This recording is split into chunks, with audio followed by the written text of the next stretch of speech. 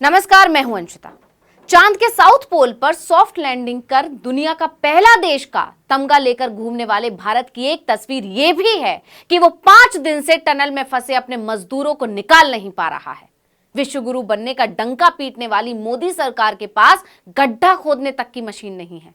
बहुत ही आश्चर्य, हैरानी और अफसोस के साथ ये बात इसलिए कहनी पड़ रही है क्योंकि 40 मजदूर अभी भी टनल से निकाले नहीं जा सके हैं।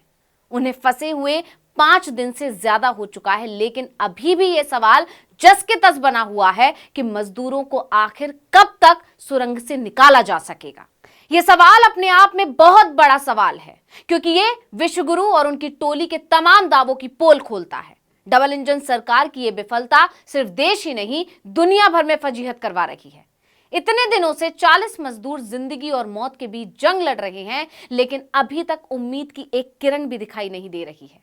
हालांकि ये पहला मामला नहीं है, इससे पहले भी डबल इंजन सरकार वाले राज्यों में ऐसे मामले देखने को मिले हैं जिनमें बिना जांच परख किए, कंपनी का प्रोफाइल देखे बगैर उसे फायदा पहुंचाने की नीयत से टेंडर दिया गया और लोगों की सुरक्षा के साथ खिलवाड़ किया गया। गुजरात का मोरवी पुल हादसा आप सभी को याद ही होगा। इसमें घड़ी बनाने वाली ओरेवा कंपनी को फायदा पहुंचाने के लिए पुल की देखरेख का काम दे दिया गया था।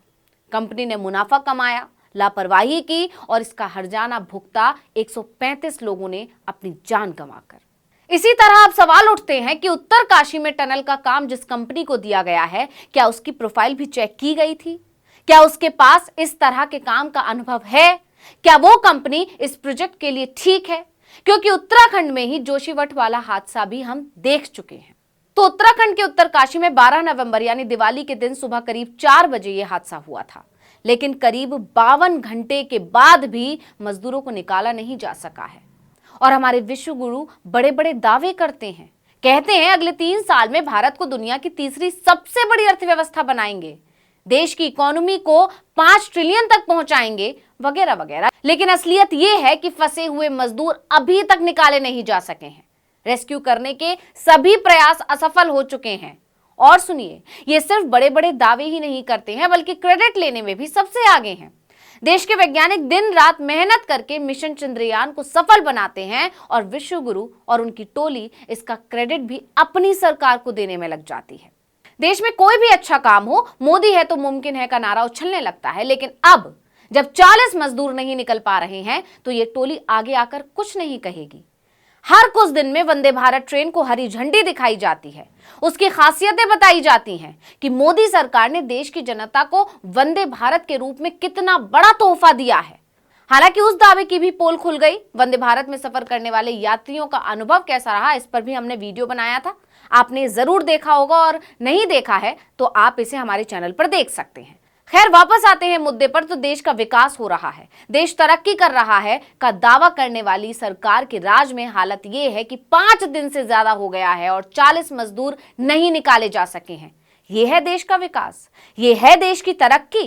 बीजेपी सरकार कहती है कि राज्यों में डबल इंजन की सरकार लाइए जिससे काम में तेजी आए, तेजी से विकास हो। वहीं इस पूरे मामले में सरकार पर सवाल उठ रहे हैं। खासकर कांग्रेस ने सरकार को घेरते हुए कुछ सवाल पूछे हैं। बात है और 40 जिंदगियां वहां तबाह होने की स्थिति में आज स्थिति ये है। उनको मैंने जो वहां पे पूछा, जो वहां के जो उनके लिए क्या व्यवस्था है, उन्होंने कहा ऑक्सीजन जा रही है, पाइप से हम भेज रहे हैं। जिस तरीके से उनको बाहर निकालना चाहिए उस तरीके में बहुत ज्यादा कमियां हैं, उन कमियों को पूरा किया जाए, इस बात को लेकर के कांग्रेस तो सवाल पूछ ही रही है। लेकिन सवाल ये भी है कि ये कैसा विकास है डबल इंजन सरकार में? क्या सिर्फ टनल खुदवाना ही विकास कहलाता है? टूरिज्म को बढ़ावा देने के लिए प्रकृति के साथ छेड़छाड़ करना ही विकास कहलाता है? लेकिन अगर इस विकास के दौरान कोई हादसा हो जाएगा तो उस स्थिति में क्या होगा, इसकी तैयारी करना आखिर किसकी जिम्मेदारी थी? यह सोचना किसका काम था? क्या यह विकास में नहीं आता? क्या सरकार को इस स्थिति के लिए पहले से तैयार नहीं रहना चाहिए था? क्या टनल खुदवाने से पहले सरकार को नहीं सोचना चाहिए था कि अगर कभी ऐसा कोई हादसा हुआ तो क्या हम इसके लिए तैयार हैं? लेकिन बीजेपी सरकार तो सिर्फ ये प्रचार करने में लगी रही कि उसके राज में उत्तराखंड कितनी तरक्की कर रहा है। डबल इंजन की सरकार में यह हाल तब है जब बीजेपी के ही नेताओं का दावा है कि वैदिक काल में ही भारत में सैटेलाइट था, इंटरनेट था, यानी भारत इतनी तरक्की कर चुका था। त्रिपुरा के पूर्व सीएम विप्लव देव का बयान तो आपको याद भी होगा।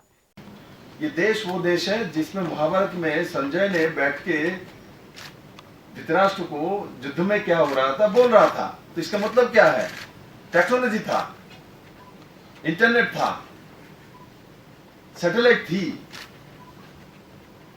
संजय के आंख से कैसे देख सकता वो? उसका मतलब टेक्नोलॉजी थी। मिडिल में क्या हुआ नहीं हुआ, बहुत कुछ चेंज हुई, किंतु उस जमाने में इस देश में वो टेक्नोलॉजी थी जो आज हम लोग जिसको लेके एनआईसी फूड डिस्ट्रीब्यूशन सिस्टम में जाके काम कर रहे हैं। ये तो था हमारे देश में। मैं आप लोगों को बधाई देता हूं, ये काम आप कर रहे हैं, किंतु ये काम आप लोगों ने आविष्कार पहले नहीं किया। इस देश में लाखों साल पहले ये आविष्कार हो चुका था। मैं गर्वबोध करता हूं मेरे को इस देश में जन्म हुआ है जो देश टेक्नोलॉजी में दुनिया की सबसे आगे चल रहा था। आज के दिन में कुछ यूरोपियन कंट्री बोल सकता है ये टेक्नोलॉजी हमारा है, यूएस बोल सकता है ये हमारा है, इनका नहीं है, ये सब हमारा। अब जरा सोचिए कि जब इन्हीं के नेता के मुताबिक वैदिक काल में भारत के पास इतना कुछ था, लेकिन आज की स्थिति ये है कि हमारे पास गड्ढा खोदने की मशीन नहीं है। यह है भारत का सच। और मोदी सरकार दावा करती है कि बीजेपी के राज में ही देश ने सारी तरक्की की है, लेकिन ये ऐसी तरक्की हुई है कि टनल में फंसे हुए 40 मजदूरों को अभी तक निकाला नहीं जा सका है। बीजेपी सरकार का ये ढीला रवैया उस पर सवाल तो खड़े करता ही है, साथ ही तमाम बातें सोचने पर भी मजबूर करता है, क्योंकि ये सिर्फ कोई एक मामला तो नहीं है जहां सरकार की विफलता देखने को मिली हो। चाहे कतर में पूर्व अधिकारियों को फांसी दे दी जाए, चाहे देश का एक हिस्सा जलकर खाक ही क्यों ना हो जाए, मजदूर अगर फंस जाएं तो 6 दिन तक हम निकाल नहीं पाए, ये घटनाएं बता रही हैं कि आपकी सुरक्षा आपके अपने हाथ में है। यहां किसी की कोई जिम्मेदारी नहीं है, बल्कि मोदी और उनके मंत्री तो चुनावी राज्यों में व्यस्त हैं, नए नए चुनावी वादे करने में व्यस्त हैं, रैलियों में व्यस्त हैं। ऐसे में अब लोग सरकार को घेर तो रहे हैं, साथ ही सलाह भी दे रहे हैं कि इनके नए वादों और दावों पर भरोसा करने से पहले जरा इन घटनाओं को याद जरूर कर लीजिएगा कि जब जब देश में कोई बड़ी घटना हुई है तब सरकार ने कब और क्या एक्शन लिया है, क्योंकि इन तमाम घटनाओं का उदाहरण आपके सामने है। वहीं उत्तराखंड में हुए इस हादसे में डबल इंजन सरकार की ढिलाई से अब मजदूरों के परिवार वालों के सब्र का बांध टूट रहा है। उन्होंने सरकार के खिलाफ प्रदर्शन किया। लोगों का कहना है कि सरकार बेहद ढीले रवैये से काम कर रही है, इसी वजह से अब तक उनके लोगों को सुरंग से निकाला नहीं जा सका है। वहीं दूसरी तरफ जब तमाम कोशिशें विफल हुई तो 14 नवंबर को ऑगर मशीन मंगवाई गई, लेकिन वो भी खराब हो गई। इसके बाद वायुसेना के विमान से दूसरी मशीन मंगवाई गई, इसे सुरंग के अंदर इंस्टॉल कर दिया गया है। दावा है कि नई ऑगर मशीन की पावर बहुत ज्यादा है, ये 1 घंटे में 4 से 5 मीटर तक मलबे के अंदर सुराख कर सकती है। बताया जा रहा है कि रेस्क्यू टीम ऑगर मशीन के जरिए एक एस्केप टनल बनाने की कोशिश कर रही है। तो अब देखना होगा कि ये तरकीब भी कितनी सफल होती है। क्या अब मजदूरों को निकाला जा सकेगा जो दीपों के त्योहार दिवाली वाले दिन से अंधेरे में है?